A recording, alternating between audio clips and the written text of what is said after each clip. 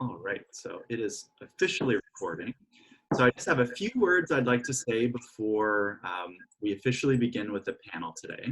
So I want to welcome everybody to our discussion on Remembering Milk, a conversation with LGBTQ plus leaders in Maryland. I wanted to recognize that today is the first official public event for the Young Democrats of Maryland Pride Caucus, and I want to thank you for being a part of that. Yes, some clap.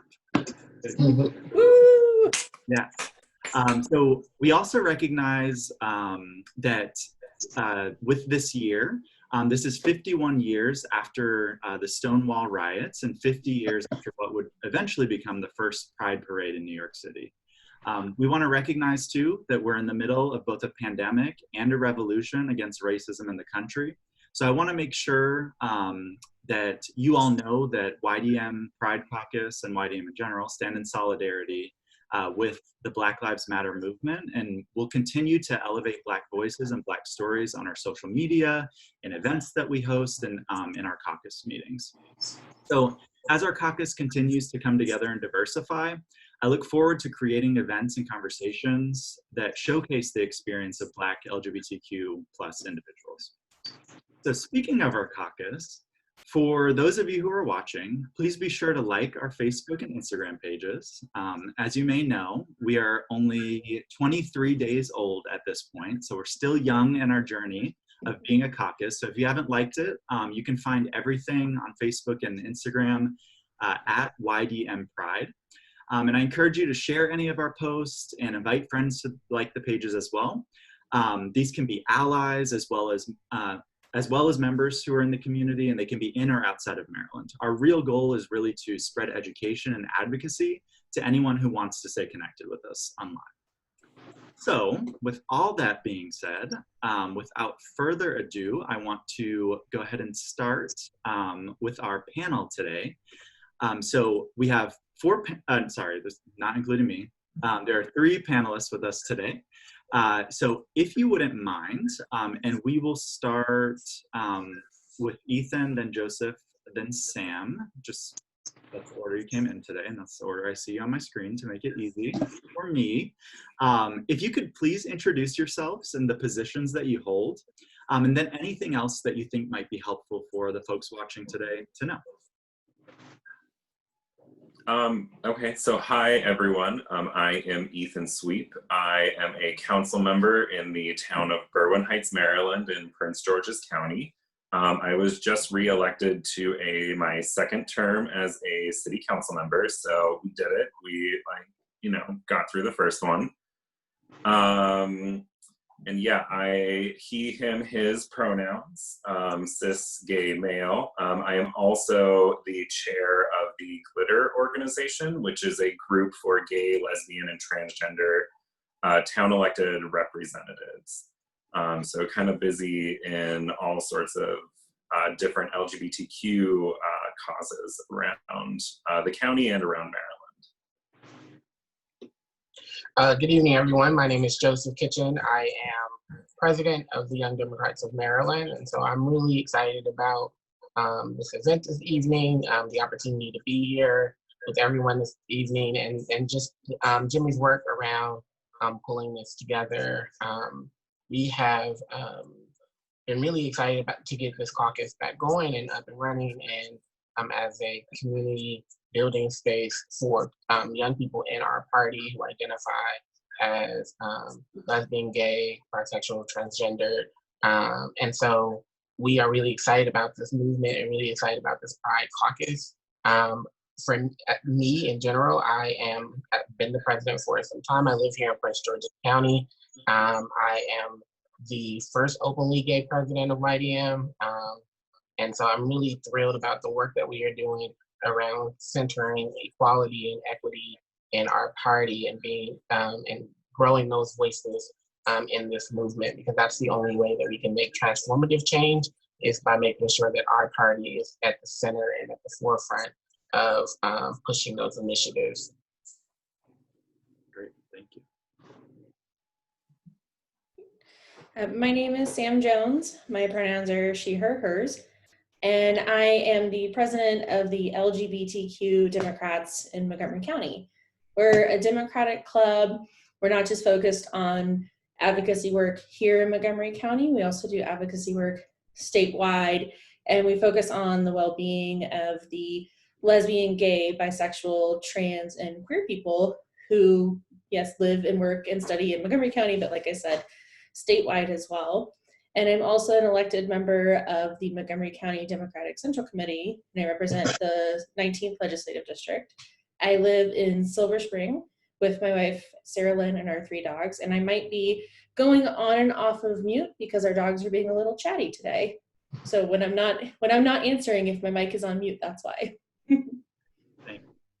And I realized too, I didn't really introduce myself, so I can give a quick introduction of why I'm moderating today. So my name is Jimmy McClellan. I am a resident too of Prince George's County, and I'm in Hyattsville. So I am the chair of the Pride Caucus for the Young Democrats of Maryland. And we are just getting started. So if there are anyone who's in the audience today who's interested in joining our caucus, please feel free, like I said, to like those social media pages. Shortly after the next week or two, there will be some information about caucus meetings and what being a member of that looks like. You can be as active as you want or as passive as you want, coming to a few events or having leadership roles within the caucus. So that's something that you're interested in. I can also provide my email in the chat. So if you'd like to chat offline, we can do that. But, so for today's caucus, you might have noticed in the Facebook event that there was the opportunity to watch a video about Harvey Milk. It's not necessary to watch if you didn't do your homework, but that is, which just to kind of lay a foundation for us as we talk today about what LGBTQ plus leadership in elected positions, whether those be for city council or in organizations that you might be a part of. We realize with our organization, we have people ranging from ages of typically 16 to 35. So all different aspects of where they are within leadership. So we have a good array of people who've either hold or have held leadership positions that you might in your organizations. So I'd like to start us off with this first question, and anyone in our panel who feels so moved can answer this first. But what made you decide to enter political work? And how has being LGBTQ plus influenced that?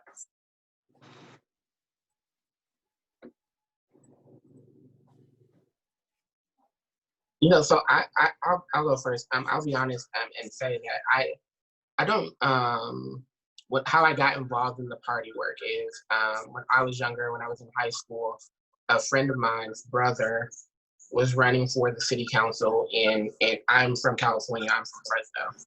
And so a friend of mine, his brother was running for mayor of the city that I lived in, and so he asked us to like help him on his campaign, and that's how I got involved in politics.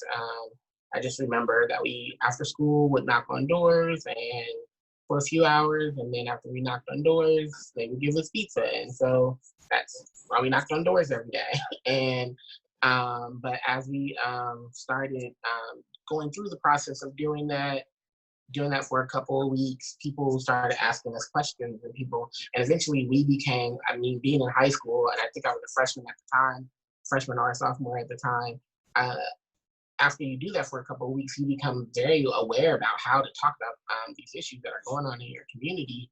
And I found like myself able to do that in a way that I hadn't been able to do it before. And so after that election, which my friend's brother lost, but then he ended up winning a seat on the city council later. I actually stayed involved in politics and consistently have been involved in politics. For me, I will say, I have always loved learning about Harvey Milk because it's my version of how I did politics, or at least part of how I did politics. I don't often talk about or look at my inclusion in politics through the lens of being gay. I would never tell anybody that, you know, I am a gay rights advocate. And that doesn't mean that I'm not or anything like that. It's just not how I look through the lens of politics. And so when I watched the Harvey Milk movie, which I love, the part of the movie that connected the most with me was how Harvey Milk wanted to expand his brand of his service on the city council to not just being like the gay rights advocate legislator, but he started caring about like dog poop and things like that, like that. And for me, that's how I've always looked through the lens of my involvement in politics, and I've always been really appreciative of other people in politics in our party who do take up the mantle to create spaces for people like me. Because I do think that if it wasn't for people one of the guests here today, her name is Crystal, she lives in Prince George's County as well, who take up the mantle of like the fight for advocating for creating spaces for openly gay people in public space and public life, then I don't know that I would be able to serve. But that's just never been my lens of how I found my authentic voice in politics.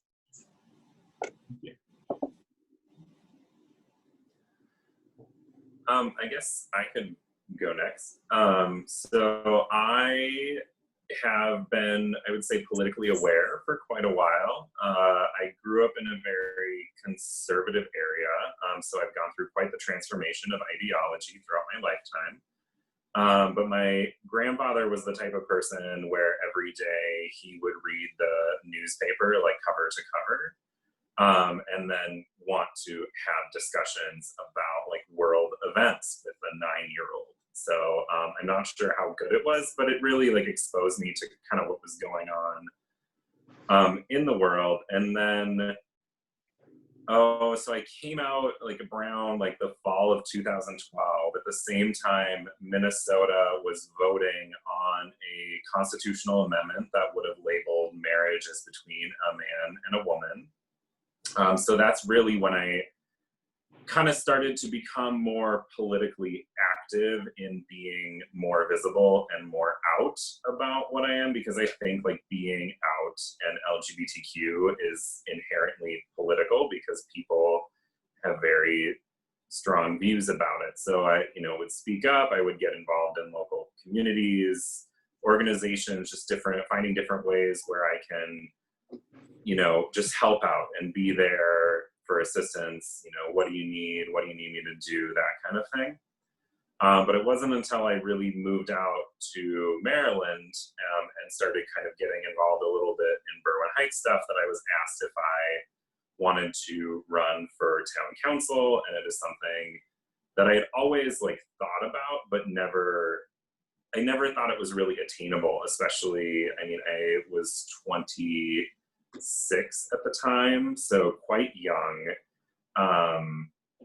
And yeah, so then I ran and got elected to office, and it's really kind of been like continues to be a formative experience as I meet more people and I'm aware of like more causes that are out there, and now I have a little bit more power to kind of influence the change that I want to see and kind of push for more progressive and more inclusionary policies, not only for our town, but in collaborating with people from other municipalities, people at the county and the state government, things like that.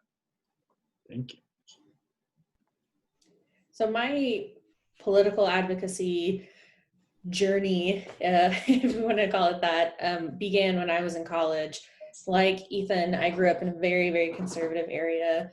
I went to Baylor University for college, one of the largest, if not the largest, evangelical Christian conservative school in the entire country. Solid choice for a closeted lesbian from Texas. And I actually remember watching The Life of Harvey Milk, the documentary, when I was a sophomore, and watching it in my dorm room on this little itty bitty laptop I had. And my roommate would be coming in and out of our suite, and I would minimize the window because that's how conservative and homophobic the environment of that school was. And as I slowly, began to kind of embrace my identity as a queer person, I recognized that just in that environment, just at that school, there were so many policies that restricted, you know, my rights as a student and what I could do on campus and what I couldn't do. And there was this one rule in our student code of conduct that banned quote unquote homosexual behavior on campus. And the school didn't say what that meant. And because they had no real definition for it, they used that policy as a weapon to expel students, to revoke people's scholarships, to kick people out of the graduate and seminary schools. It was awful. And this was like 10, 12 years ago. So my senior year, I decided that I was really tired of that. I was pre-law, so I was, you know, kind of already fired up and a little aggressive and ready to fight. So it seemed like a good time to kind of take the institution on. And I started an underground LGBTQ rights student organization at the school. And the idea, that was the first time that I really embraced, you know, a role as a community organizer and advocate, and kind of got the sense of the power that organizing a community, especially a vulnerable community, can really have. And because we had a group of us, you know, the school really didn't have as much stakes or as much power to target one of us when there were 60 or 80 students, which was a lot considering the environment, saying, no, we're going to stand up and demand that you recognize this organization and treat us fairly. And even though I graduated the next semester and left, that organization is still going strong. I think 2 or 3 years ago, they actually lobbied the school hard enough to get that anti-homosexual behavior policy revoked. So that's no longer a weapon that's being used against queer students on campus. And that experience has really shaped where I continue to have, you know, my current experience in politics. And I want to make sure that there are organizations and places for vulnerable people to be able to stand up for themselves, if it's in the Democratic Party and helping shape platform and policy that way, or as public elected leaders. Great, thank you. And something I forgot to mention at the beginning as well is, I think I forgot to mention it. If you all have questions, please feel free to put those in the chat. I have a list of questions that I'm going to be asking, but if there are particular points that our panelists are making that you want to dive deeper into, please by all means do that, and I'll make sure to read those out. But something I want to focus on, similar to kind of what Joseph was saying about LGBTQ leaders, particularly elected folks, who come in as out elected folks, sometimes are seen as the gay candidate, are seen as the ones who are pushing the LGBTQ issues, or that they are a single issue candidate, and that is maybe what they're focused on. So something I want to ask, and then one example of this, kind of counter to that, we think about like Danica Rome in Virginia, who is not focused on transgender issues. Of course, that is something that she cares about, but her whole one of her whole platforms was on fixing the road that runs through her district. I think it was Route 26 or something like that. I can't remember the number, but that was her platform. And that's really why some people feel she got elected, because she focused on that, even though she was an out transgender woman.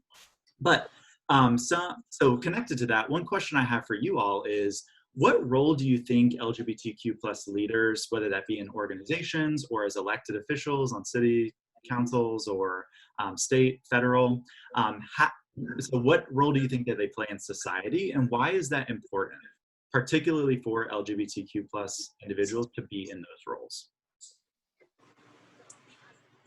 So I'll say, I think that is very important. I think that one of the, here in Maryland and across the country, one of the, I can't think of another word, but normalization. But one of the ways that we've normalized that, you know, being gay is not this weird thing, is by the fact that we have elected people to office who show like we are focused on, we are regular people, we live in regular communities, we have regular families, we have regular priorities, just like regular Americans and regular Marylanders. I mean, when you look here in Maryland and you look at, you know, today in Maryland, there was this panel, there's a work group, a legislative work group on police reform. And on the panel, one of the most vocal and engaged members of the panel is a good friend of mine, and I feel like a lot of you may know him, Gabe Axavero, who's a delegate from Montgomery County, and he is aggressive and direct and consistent about criminal justice reform and how it shows up for people of color and how we deal with that every single day. Or you have Delegate Luke Clippinger, who is the chair of the Judiciary Committee, and he is aggressive and consistent about like how we look at criminal laws in our society, showing people that I had this conversation with my father once, and my relationship with my dad on this issue is not all that well because he's a pastor and I grew up in a very religious family, and I'll oftentimes tell him that, you know, being gay is not just about like who I go to sleep with at night. That's not my father is married, and I let him know, like, your relationship with my stepmother isn't just that y'all have sex with each other every night. Like, your relationship is bigger than that, and who you are is bigger than that. And I think that having elected officials who show this in very real terms, like we care about being treated fairly. Yes, we care about not being able to lose our jobs or our houses because of who we love.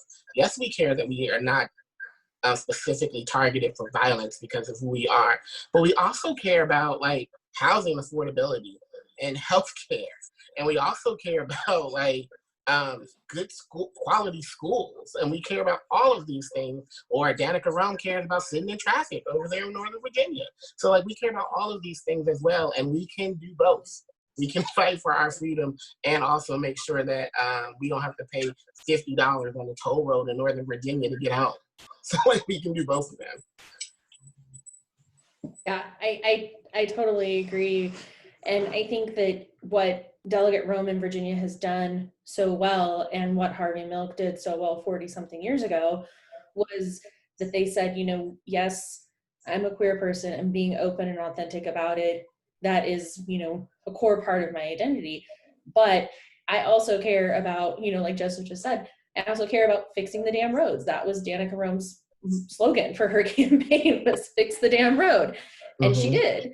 And I think that something that's so interesting when we're watching openly queer elected officials, particularly here in Maryland, like Delegate Acevero, who is focusing so much on policing reform, when we're talking about these issues, something that is so impactful is hearing queer elected officials point out the fact that these issues have such a disproportionate impact on queer people. And, you know, for example, Delegate Ann Kaiser, who represents District 14 in Montgomery County, she sponsored a bill this past legislative session, which unfortunately didn't pass because session ended early, to protect LGBTQ seniors in hospitals and hospices and nursing homes and other rehabilitative, you know, medical care facilities. And it was an issue that, you know, not a lot of people had paid attention to in the legislature or across Maryland. It's kind of it's a problem. And a lot of people who I talked to about this bill were like, oh, that is a problem. And it's like the intersection of these issues that affect the elderly, or that affect victims of police violence, or that affect various groups, and our queerness. And I think it's okay to address those together. And like I said, I think that's something that Harvey Milk did really well 40 years ago. I think that's something that Danica Rome and all of our openly queer delegates and senators here in Montgomery County, or geez, in Maryland, a lot of them are in Montgomery County, but here in Maryland do really well as well. And I think that like both of those were really well said, but like I think the role that LGBTQ leaders like play in this country is just being able to have a seat at the table. There's often a phrase that's kind of thrown around different political circles, which is that if you're not sitting at the table, then you're probably on the menu. So being able to bring in those types of queer experiences into just general sort of, you know, policy decisions is really, really great. Like one, for example, is, you know, with a lot of the discussions going on around police reform and police brutality, is to have somewhat difficult conversation with the police about what happens when you arrest someone who is transgender. Are you going to respect their gender identity and how they see themselves, or are you just going to run that over and like put them in whatever box you think they should fit in, and just not sort of treating them with the respect that they deserve? I think it's the Harvey Milk video that you had posted as sort of like a preliminary video to watch for this discussion was a little bit interesting to me. I thought it was slightly problematic in how it painted sort of queer history, because a lot of what they talked about is still happening today. Like gay people, particularly the trans community, are still being murdered at highly disproportionate rates in this country. I mean, up until a week ago, you could still be fired in over half the states in this country for being gay. You can still be denied housing for being gay. It's still discussed in the same sentence as bestiality and pedophilia. And there's all these things that, you know, we've come so far, yet it's like seems like we've come so little, like come such a small way in what we do. And I think that it's, you know, we need queer people to really like be there and be visible about our experiences and, you know, how these things can affect us. Yes. Can I just say, Jimmy, on to what Ethan said, because when I was watching the video as well, you know, I was thinking about that as well. And I often think back to like comparing and contrasting like the LGBT movement with the civil rights movement. And because I was thinking too, I was thinking like this video is talking about these things as if they were like this, like we didn't just have a Supreme Court ruling just like 2 weeks ago and we were all stunned by it because we just didn't think that we were panicky and nervous going into it, and we didn't think that like these two justices would actually, how they got to the ruling is their own guess, as long as the ruling was right. But one of the things that I often remember, I had to reflect on and think about is how Dr. King talked about the civil rights movement, because sometimes it does grow weary. Like you grow weary in this challenge, like why like our progress isn't moving quick enough, and are we there yet? I remember after marriage equality here in Maryland, people thought that we just won, like that was it, and we just won, that was it. And Dr. King often talked about like the arc of the moral movement, and so like our arc is long, but it continues to bend toward justice, and that's something that I use to continue to see myself involved in. Like this is still necessary. Yes, it's taken us a long time, but counting these small victories at for how real they are in real people's lives, and that the arc of this march towards justice is going to be long, but it's just that as long as it's continuing to bend in the right way. Thank you. And while we're on that topic too, just LGBTQ leaders, focusing on elected leaders, for those of you who know, as an educator, I love to do some audience participation. So I'm going to tell you right now that the number of elected officials who are out LGBTQ that we know about is roughly 850 in the United States. So if you have access to the chat box, I want you to tell me what percentage you think that is of elected leaders. Also knowing that at a conservative estimate, we believe in the US or worldwide that about 10%, again, conservative, identify either are out or not as LGBTQ. So give me a percentage in the chat box, and I want to see what we think. If you know the answer, please don't put that in there.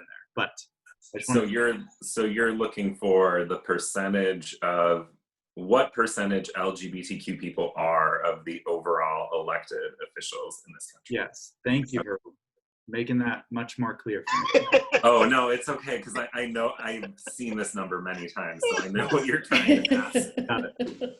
Yes. So I'll see if anybody wants to participate. You win, I'm going to give you the clapping emoji. That's what you're going to do. Is this including state, local, and federal? Yeah.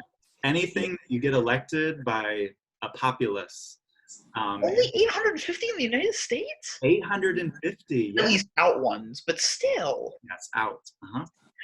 All right, we have, okay, my guess is less than 1%. All right, what other guesses? 5%, all right. Wait, like 2 more seconds. 3%, question mark, 7, a whole number, Ryan, percentage. Come on, you gotta put something at the end of it. Ryan's my partner, he had to be here, so he had no option. Yes, so everyone was kind of wrong except Hunter, who did say less than 1%. Currently, that number is at 0.16%. So I will put that in the chat so you can see how small that is. So 0.16% are out that at least from the Victory Fund we know about. So, but I have met a lot of those people, and they are a lot. We have a lot more voice than 0.16%. We're a lot louder than that. That's right. Cool. And here is the emoji I promised. Great job. All right. So the next question I have is, and again, if you have any questions, please be sure to put those in the chat box. What effect do you think that national politics or national leadership, or even we can even expand that to just leadership in general? We'll do national. National politics or national leadership have on the LGBTQ leadership around the country. So what effect do you think that the people in the White House who are sitting there, or who controls Congress at this time, affect how LGBTQ leadership shows up around the country in city halls or in state houses, for example? I think we're seeing a lot of that impact right now. And I know I'm not the only person on this call who had such an emotional whiplash over the past week and a half. We had the Bostock Supreme Court ruling, and then a few days before that, we had the HHS rule that was finalized that basically allows healthcare discrimination against LGBTQ people, and particularly transgender people.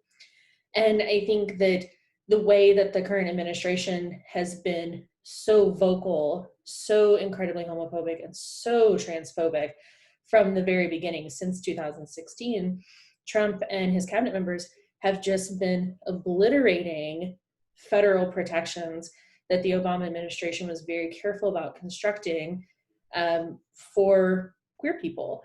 And I think that the way that is having an impact is, you see people, let's say in the last midterm election in 2018, not just the congressional election, but so many people, were saying, forget it, I'm going to run for office. And that's one of the reasons I actually ran for the Central Committee here in Montgomery County, was because, you know what, I think that we need to be running for office. We need to be shaping our activism, not just to address local and state issues, because those are obviously so important and have such a direct impact on our lives. But also, I think that contrary to his actual intent, the president is firing up a lot of openly queer activists to run for office and to directly take on these challenges, which I'm personally very happy to see that response, because I think what Joseph said a minute ago, that this work is exhausting and it can get very, very tiring to have defeat after defeat after defeat. And I very much respect the people who are standing up and saying, you know what, we're going to keep doing this work. And I think it's fantastic that we're seeing more and more of those people, taking this fight on every day.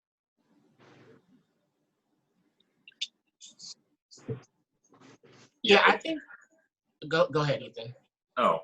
Yeah, I think that, obviously, the current administration has really kind of lit a fire under a lot of minority groups, not just queer people, but to really, stand up and, speak out against things that are just happening that we honestly shouldn't have to be discussing in 2020, but that's a whole different discussion. What I think has been interesting in the past, let's say maybe 5 or 10 years, is that there's been less of a focus, at least on national politics and sort of what Congress and the Senate can do to protect LGBTQ people, and more of a focus on what we can do. So getting elected to your town or city council, school boards, state government, places where you're working a lot more directly with people. And in some ways, it can be a lot easier to pass legislation that is more inclusive of queer people. Yeah, I was going to say, I think that, I think I was going to take a little bit different tack than Ethan took. I think that the conversation at the national level, especially under the Trump administration, has, at least in my experience, seen people say, you know what, the federal government isn't going to protect this, or they have caused unnervingness around this. But we can do that right here in my community. Like, if you're not going to, if the Department of Education isn't going to protect trans students in their school, I will run for the school board, and I will make sure that on our board we will take these protections in our community. Again, I hate to harp on Virginia so much about this, but they're really an easy target to where we are. But I mean, if you look what happened in the Virginia school board elections over there, like, I mean, who would have thought bathrooms would be like such a big debate topic over there? And most actual parents in Northern Virginia really probably didn't even care that much. But you do have this vocal minority who are about opposing liberty and freedom for other people who are different from them and their children. And so you do need an opposition who will take the fight directly back to them, not turn the fight to like, well, I'm not going to talk about them, I'm going to talk about academic progress. No, we are going to talk about this, because because if we don't talk about this is how you get people who sweep into elected office and at the local level who are able to enact these horrible policies. And that's just not even on LGBT issues, but that's on any range of issues. I mean, here in Maryland, I think Sam will tell you, in Montgomery County, or anyone who's in Howard County will tell you just the culture clashes in their own school board races, where you have people who have been emboldened by the Trump administration's ability to say anything and have no consequences for saying those things, running for school board. Well, because they know that they run for school board, they can have a tangible impact on day one on people's lives, versus at the federal level, it's like a more tangential impact. But like, if you run for the school board and you change someone's boundaries or you don't, that is a direct impact on someone's life the day you make that vote. And so I think that his, I don't know that he intended to do this, but his actions have emboldened a progressive local movement to say, in our communities, we will stand up for these things, and these are our values, and we will uphold them in our community. I just saw today in Northern Virginia, just right now, about a few minutes ago, one of the school boards voted to rename the Robert E. Lee High School in Northern Virginia over there. Like, I don't know if there wasn't a President Trump, I don't know that these types of actions would be able to be taken, because now they've crystallized to people who are on the fence that neutrality, and like, you must choose a side. There is no neutrality. Like, you have to be on one of the teams. Right. Yeah, and I think that's actually a really good segue into my next question, in thinking about just how this administration and the White House has emboldened a lot of people, as well as thinking about that there's more than just Congress, that there's more than just being the governor, that there are lots and lots of positions from school board on up. Coroner, like, there are lots of elected positions all around in states across the country. So in thinking about that, what is one piece of practical advice you would give somebody who identifies as LGBTQ interested in doing political work? Now, maybe that's elected, maybe that's working in government, maybe that's working in party politics, but we have a spectrum of folks who are on this panel. So I would just be interested in hearing, either relating to what your experience has been, but what practical advice you would give somebody who's interested in that type of work.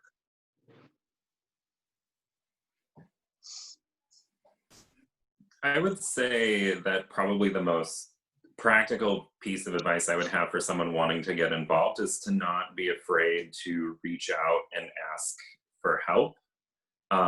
Whether, like, if you are, like, if your goal is to, like, run for office and you want to run for city council or something like that, the Victory Institute has a wonderful like Out for America app or Out for America map, which has all of the, at least you have to submit your name, but a comprehensive list of all of the openly LGBTQ elected officials in Maryland.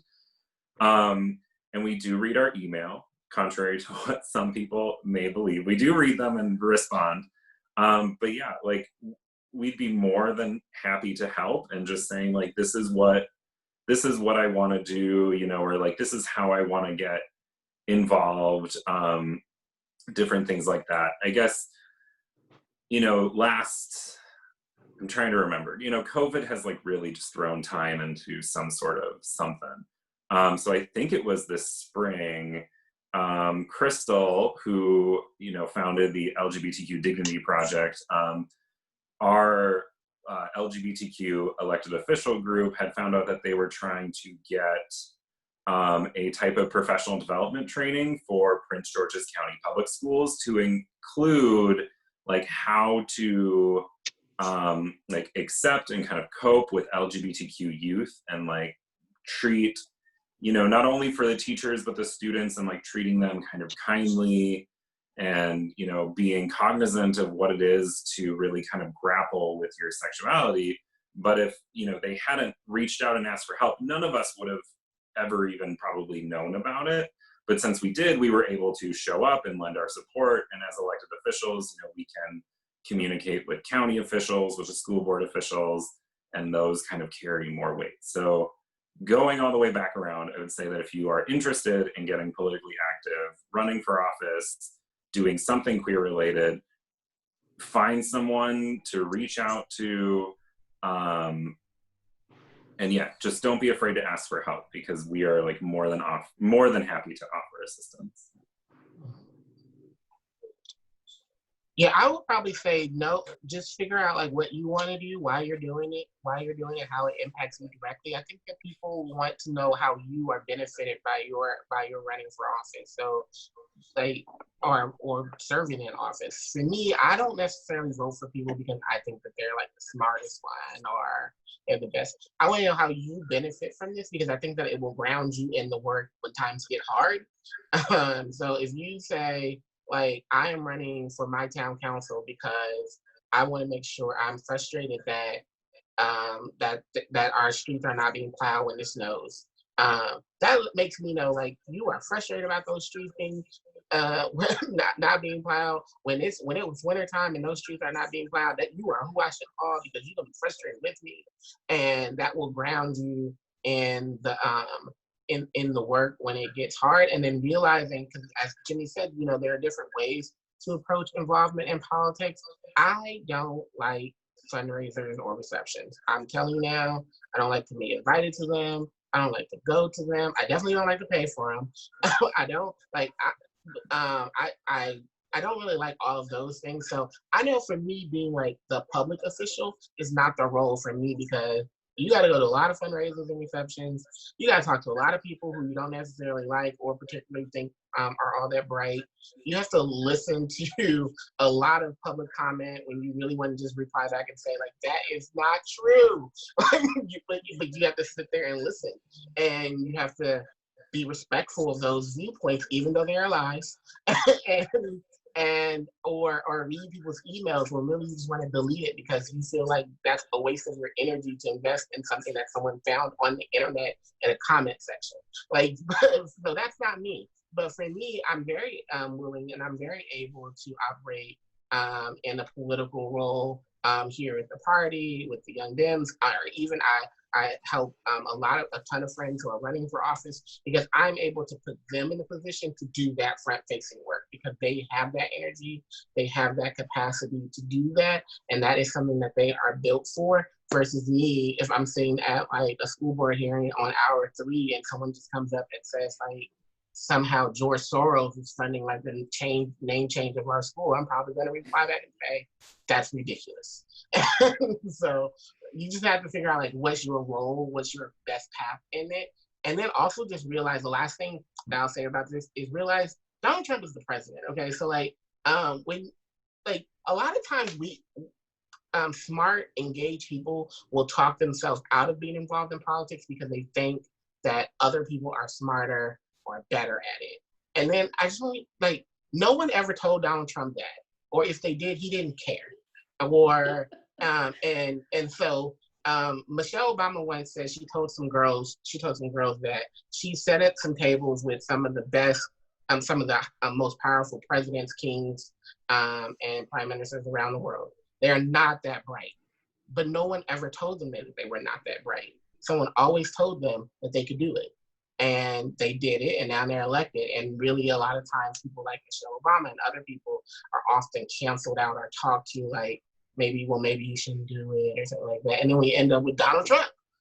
And so don't talk yourself out of it. Like this, a lot of people get elected. And so just don't talk yourself out of it. Thank you. I like that advice. Have the confidence of Donald Trump when you're. It's a lot of confidence too. It is a lot of confidence. Maybe don't exude it in the same way. No. Just believe in yourself as much as he believes in himself. There we go. Ethan, Joseph, I think you both gave really good advice for people who are thinking about running for office. So I want to focus on my advice on people who are thinking about just engaging more on the community advocate and kind of organizing level. I think the very first step is to see who's already doing the work in your area. In Maryland, we are really lucky to have a wonderful, wonderful array of queer-focused organizations in different towns and different counties, and a couple of statewide organizations that are focused on different issues, kind of under the spectrum of intersectionality, where things collide with the queer world. And I think it's really, really important before you dive in and say, I'm the one who can fix this problem, only me, I'm single-handedly going to solve it. Take a step back and think about, okay, who's doing this work? You know, I had a conversation recently with another cisgender woman who was feeling very, very fired up because of what was happening on the federal level, that she really wanted to get involved here in Maryland with trans rights organizations. And she's like, I'm going to start one. And I was like, maybe not, you know. And I encouraged her and said, you know, check out organizations like Trans Healthcare Maryland. They're a statewide organization that's already doing that work. They're run and led by trans people, and they know what they need. So if you're a cis ally and you want to get involved with trans rights, you know, follow the lead of the trans people who are doing that and ask them, how can I help you? And if you're interested in another area of LGBTQ advocacy, see what other people are doing and see and ask them. Like, don't be afraid to have a conversation. I've never met an activist or an advocate who couldn't use more help. we love getting inquiries for how can I help you? If you ask that question first, instead of what am I going to do to center myself in this conversation, I think that you're going to have a much better outcome and less painful and awkward conversations for yourself as well. Thank you. I think those were all fantastic points.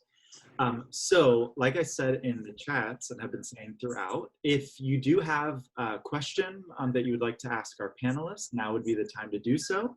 So you can say it with your voice if you want to unmute yourself, or if you want to type it out and I can read it. But we'll give you a few seconds and we'll see if any pop up. Otherwise, we'll wrap up. But please, please, please ask questions. If I may just kind of like add on, I really loved what you said, Sam, and I guess I would offer kind of the same advice to everyone, is to if you feel passionate about something and you want to get involved, just show up to an event. Believe it or not, I'm a pretty introverted person, and meeting new people terrifies me. But, you know, sometimes if you just show up to an event, they're like, okay, well, we really need someone to man the registration table and say hello to everyone, or we need someone to you know, do this. We're not going to make you do something that's going to make you feel uncomfortable, because then you're not going to enjoy it. So just come, show up, meet some new people, learn some things. And yeah, it's a really great place to start. And the only thing that I would add to that as well is thinking about when you are getting involved. I think sometimes there's this imposter syndrome that if you're knocking on somebody's door for somebody, or you're advocating for them to be elected for something, you have to be the expert at whatever their policies are or what their positions are. I think passion really shines through a lot of that. If you are passionate about getting this person elected or this cause, take a leap. You're going to learn a lot. And I think about this position that I'm in now. I am not the expert at LGBTQ issues. I identify in the community, but I knew I wanted to get involved and looked online, and this position had been posted, and Joseph was willing to have a conversation with me, and I'm learning every day, and I'm learning a lot from this conversation. So don't be afraid to just take that that first step, because I think passion can drive a lot of times the direction that you're going. So if you have passion, follow it. All right, so I'm not seeing any questions right now, but what I will do now is just kind of wrap us up. If any questions pop up, I'll be sure to bring them up. But I just want to let you all know first of all, I want to thank our panelists for coming today. So if we can give them a virtual round of applause. Yes, some jazz hands or the emojis. You know, I love the emojis, so I got to do it. All right, so thank you all for coming. I know I certainly learned a lot from all of you, and I'm sure our audience did as well. I also want to thank the audience, our potential new caucus members as well, for joining us today. And I want to let you know too that we are going to be having more regular events throughout the next few months, and maybe throughout eternity, who knows. But our next event is going to be, hold on, somebody wrote, there we go, jazz hands, that's right. Yes, so our next event is actually going to be next Tuesday at the same time. This one is going to be on Facebook Live though, so you don't have to click a link or anything. It's just going to be there on the Pride Caucus Facebook page. And I'm going to be interviewing the author of The Deviance War, The Homosexual versus the United States of America, Dr. Eric Servini, which I think there's a picture of him, so that is him. So I'll be interviewing him next week. I'm very gracious for the time he's provided to allow me to do that. If you would, you do not have to have read the book to join in on the conversation, but if you do have the book or can get it in the next week or skim it or look up a little summary online, basically what the book is about is it follows a man named Frank Kameny, who's considered the grandfather of the gay rights movement. He lived in Washington, D.C., so he's kind of local to us. And he is somebody who led the first picket for gay rights outside of the White House. He started one of the first organizations, public organizations for, at the time, white gay men. But this book also does a really good job of intersecting race and gender to talk about how the gay rights movement followed with women's rights as well as for people of color. So this is a really good book. I just finished it last week. So if you're interested in joining us, and I hope you will for at least a little bit, that author will be speaking from 7 to 7:45-ish, and I'll be asking him some questions. Maybe you want to ask some questions too. So since it's on Facebook Live, you're more than welcome to ask those questions, and I'll relay them. But before we wrap up, are there any questions or thoughts? Otherwise, that's it. Thank you. I'm seeing some thank yous in there. Thank you for hosting this, Jimmy. This was really great. Yes, you're very welcome. Yeah, thank you, Jimmy. This was in my very biased opinion as a panelist, this was a great inaugural event for the Pride Caucus. That's right. Yes, and thank you all for being a part of history. You will forever be the first event the Pride Caucus has held. Since its rebirth, let's not forget, it did exist before, but 7 years ago. So, all right. So thank you all so much. Have a great night, and I hope to see you on Tuesday. Bye. Bye, everyone.